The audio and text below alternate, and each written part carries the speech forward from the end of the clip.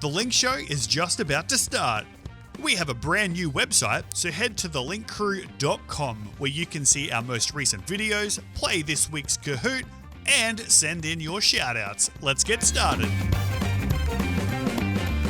Today we're starting a brand new series on friendships in the Bible called Never Alone. And we're going to be talking about David and Jonathan. We've got another animated Bible story. And another challenge for you. All that and more. Are you ready? Let's get linked!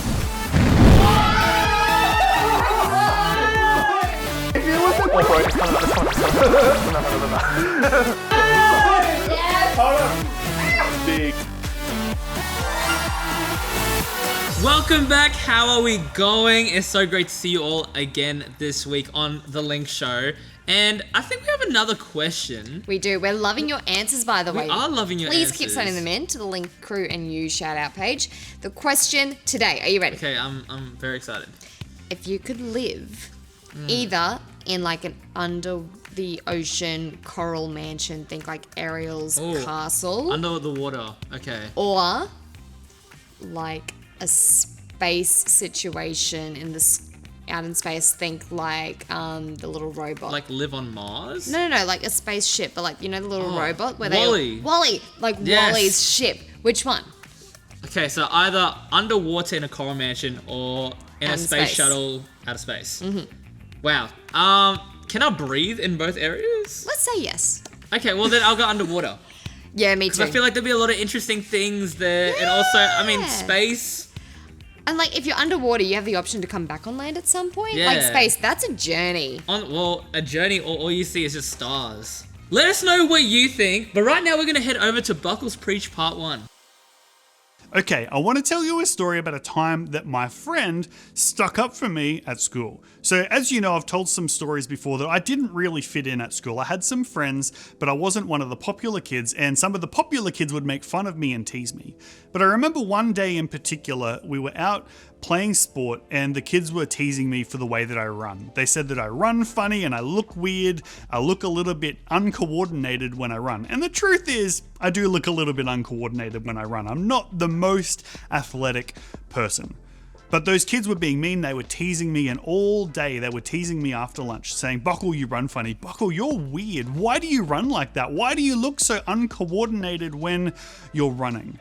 But I remember they said it a little later on in the day when my best friend was with me. And straight away, as soon as they started teasing me, he stood in front of me and said, "Stop it, that's not okay. How dare you speak about my friend that way?" And I remember him sticking up for me. I no longer felt alone. I no longer felt like I was dealing with it on my own. My friend stood there in the middle of my challenge and he stuck up for me. And as soon as he did it, the other kids were like, "Oh, this is weird now. There's two people we're teasing. Nah, we're done." And they left. And I remember in that moment, because my friend stuck up for me, not only did I feel supported, the kids stopped bullying me for the whole rest of that day. I was so grateful for my friend that he took the risk to stand up and to speak out to protect me. Now, I have no doubt that you have faced a similar situation where something's gone wrong, or someone's been mean to you, or they've said something that's hurt your feelings, but your friend has been there to help you. How did that make you feel, having a good friend sticking by your side, where you knew that you were no longer facing that challenge alone, but there was someone there helping you and supporting you? You see, trying to live life on our own can be not only lonely, but it can also be a challenge that when we fall down, who's there to pick us up? When we feel hurt, who's there to encourage us? When we're unsure of ourselves and whether we are good enough, having someone there who speaks life into us and telling us that we are okay, that we can achieve something great, that there is a future for our lives. And so this is why it's so important to surround ourselves with good friends. And that's what we're learning about, the fact that having a good friend is a gift from God. Having people in our life to pick us up when we're down, to support us when we're hurting, is a gift from God. And so we're going to take a look at a story in the Bible of two guys, David and Jonathan.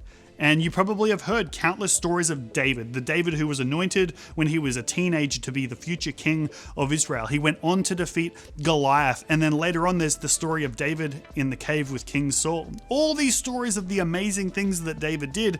We're actually going to look at Jonathan and who Jonathan was in the story of David. That Jonathan was a good friend. But here's the kicker. Did you know that Jonathan was the son of Saul, King Saul, the same Saul that was trying to hurt David? Jonathan had to make a choice. Is he going to do the right thing and support his friend, or is he going to hide in the background while King Saul is trying to hurt his best friend? We're going to take a look to see what Jonathan did, the faith steps he took in being a good friend. And we're going to take a look at what it means for us to be a good friend to the people in our world as well, having strength and courage to be a good friend. But we'll talk about that in just a minute. We're back with another game. You know how it is. Usually one of us will win, and we have no idea what we're doing. Not a clue. That's why we've got our amazing producer to tell us what's going on. Again, very scared. So for today's game, you have a whole heap of socks. Please give them the Yuck! socks. But basically the aim of this game is, within 1 minute, to get as many socks as you can on one hand. Cool. And obviously, whoever has the most wins this game. Okay? Cool. Gross. All right. Nike! Just do what they say. That's what they say.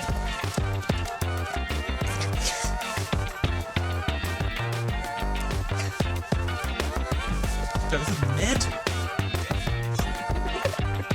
As many socks, they say.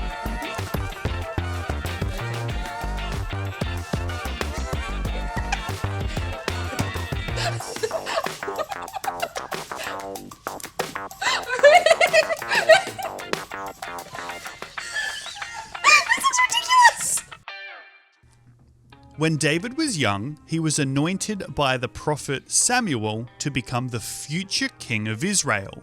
But he's not the king yet.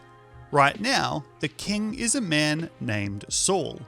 One day, David defeated a giant named Goliath, and he was brought before the king after his victory, and he met King Saul's son, Jonathan. David and Jonathan became the very best of friends. From this point forward, everything that David did was successful. God was with him. But King Saul became jealous of David, and he told his servants and his son Jonathan to get rid of David. But because Jonathan and David were friends, Jonathan warned David about what the king was planning. Jonathan went back to the king and convinced him to not hurt David. But this did not last long. After a little while, King Saul became angry again, and David had to run away. Jonathan decided to help David escape. Jonathan knew that David needed to go into hiding to stay safe. And so David and Jonathan met one last time to say their goodbyes, and they cried together. Jonathan told David to go in peace and that they had a special friendship in God's name. And so David went into hiding and Jonathan returned to the town. Years later, once David had become king, he remembered his friendship with Jonathan. And so David went and found Jonathan's son and cared for him in honor of his friendship with Jonathan. Okay, so this story of David and Jonathan and their friendship. We've heard the stories of David, like I said earlier. David anointed as king, David and Goliath, David in the cave with Saul. David goes on to become the king of Israel.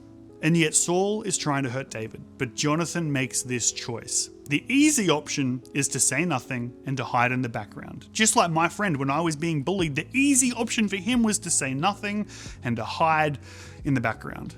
But just like my friend who put himself out there and took a risk to support me and to be my friend, Jonathan took a risk and he helped David. Not only did he help David, but he saved his life. There's two verses in the Bible I want to share with you. The first one is in Corinthians and it says this: don't be misled or don't be lied to.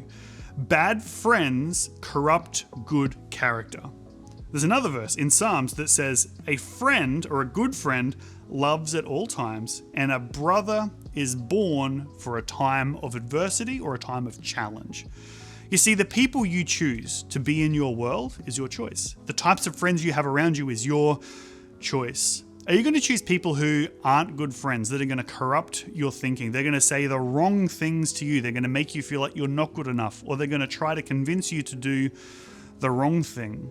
Or are you going to have people in your world who help you do the right thing, that speak life into you, that are willing to stand up and defend you when tough times come? Like that verse says, a brother is born for times of adversity. You see, I loved having my friend. We loved playing video games. We'd love riding our bike at the skate park. But you know, the moments in my life I remember the most are the times when he stood up for me in the moments of challenge. And so, first question is, who are you surrounding yourself with? What are the types of people that you're letting be in your life? Are they good people? Are they good friends? Or are they bad friends? And secondly, what sort of friend are you? Are you the sort of friend that when things get tough for your friends, do you hide away in the background? Or do you take a step of faith and stick up for them to defend them? Are you a brother that is there in a time of challenge or not? You see, being a good friend is a gift from God, but it takes courage. And this is actually the big point. This is what I want us to remember, that being a good friend takes courage. I know for me, I always want to be courageous. I always want to be a good friend to my friends. But what about you? Are you going to hide in the background, or will you be a good friend? Because that takes courage. Wow, that was a really good preach from Buckle.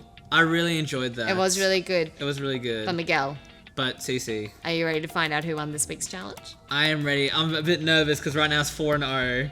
Let's And you're go winning. find Let's go find out. 1, 2, 3, Crazy. 5, 6, 7, Sounds a recall on that. 8, 9, 10. There's 2 in here. I need help. Can you help me? There's 2 in there. 1, 2. There's another 2 in there. Can you? What? Yeah, baby. 3, 4. You know where this is going, everyone. There's another one in there. Can you just? I can't read my other arm. 5, 6. I was feeling so confident. But there's another one in there. Can you just?